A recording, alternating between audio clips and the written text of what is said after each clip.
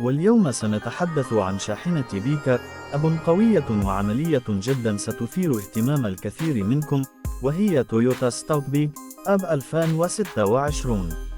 هذه السيارة ليست مجرد بيكا أب عادي، بل هي امتداد حقيقي لتراث تويوتا في عالم السيارات العملية القوية، تجمع بين الأداء الموثوق، المتانة العالية، والقدرة على التعامل مع مختلف المهام من العمل اليومي إلى المهام الثقيلة والطرقات الوعرة. في هذا الفيديو سنستعرض كل ما تحتاج معرفته عن هذه الشاحنة من التصميم الخارجي والداخلي إلى الأداء على الطرق العادية والوعرة، وأخيرا سنتناول السعر المتوقع في الأسواق المختلفة. فابقوا معنا. نبدأ من التصميم الخارجي. تويوتا ستاوت بيك أب 2026 تتميز بمظهر قوي وواضح يعكس شخصيتها العملية. الواجهة الأمامية معدلة بشكل يعطي إحساساً بالقوة مع شبك أمامي كبير وشعار تويوتا في المنتصف، ومصابيح أمامية بتقنية لتمنح رؤية ممتازة في الليل والنهار. المصد الأمامي مصنوع بطريقة تعطي حماية جيدة في الظروف الصعبة، خاصة إذا كنت من محبي القيادة في الطرق الوعرة.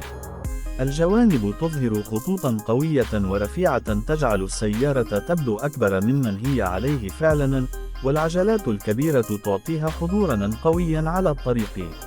من الخلف تأتي ستاوت 2026 بصندوق تحميل واسع ومتين، مصمم لتحمل الأوزان الثقيلة ويحافظ على المتانة حتى مع الاستخدام المكثف. غطاء صندوق التحميل متين وسهل الفتح والإغلاق، كما يمكن إضافة ملحقات مثل غطاء محكم، قفص أمان، أو نظام لشد الأغراض لتأمينها أثناء السفر. ننتقل إلى المقصورة الداخلية، وهنا ستلاحظ أن تويوتا لم تتخلى عن البساطة العملية، لكنها في نفس الوقت أضافت لمسات من الراحة والتكنولوجيا. المقاعد مريحة ومبطنة بشكل جيد، وتوفر دعم ممتاز حتى عند القيادة لمسافات طويلة. المقعد الأمامي قابل للتعديل بعدة أوضاع كهربائية في الفئات الأعلى، ويتميز بتدفئة وتبريد في بعض النسخ. المقود مغطى بجلد عالي الجودة ومزود بأزرار تحكم ذكية للموسيقى ومثبت السرعة ونظام المعلومات. لوحة العدادات واضحة وسهلة القراءة، تعرض سرعة السيارة، مستوى الوقود، استهلاك البنزين، وإشعارات الصيانة. النظام الترفيهي يحتوي على شاشة تعمل باللمس تدعم آبل كاربلاي وأندرويد أوتو لتسهيل الربط مع الهاتف الذكي، ويمكن من خلالها التحكم في الملاحة والاستماع إلى الموسيقى والمكالمات. التحكم في المناخ يتم من خلال أزرار سهلة الاستخدام، ونظام التكييف قوي وفعال في جميع الظروف المناخية، ما يجعل الرحلة مريحة حتى في الأيام الحارة. كما يوجد العديد من أماكن التخزين داخل المقصورة لحمل الأغراض الصغيرة، وحاملات أكواب متعددة للأمام والخلف. نأتي الآن إلى الأداء الميكانيكي، وهو جانب مهم جدا في تويوتا ستاوت بيك أب 2026.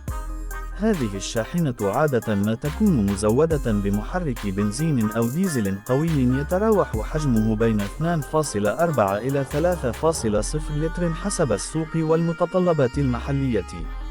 المحرك يقدم قوة جيدة وعزم دوران ممتاز يساعد في حمل الأوزان الثقيلة وسحب المقطورات، كما يمنح تسارعا قويا عند الحاجة. ناقل الحركة أوتوماتيكي بسلاسة عالية، كما يتوفر ناقل حركة يدوي في بعض الفئات. نظام الدفع الخلفي يأتي بشكل قياسي، وفي بعض النسخ المتقدمة يتوفر نظام الدفع الرباعي 4x4 الذي يمكن تفعيله بسهولة عند الدخول إلى الطرق الوعرة أو الرملية.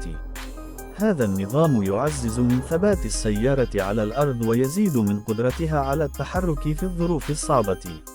من حيث القدرات على الطرق الوعرة، فإن تويوتا ستاوت 2026 تمتلك نظام تعليق قوي يسمح لها بمواجهة المطبات والحفر بثقة، كما أن ارتفاع السيارة عن الأرض يمنحها قدرة جيدة على العبور عبر الطرق غير المستوية.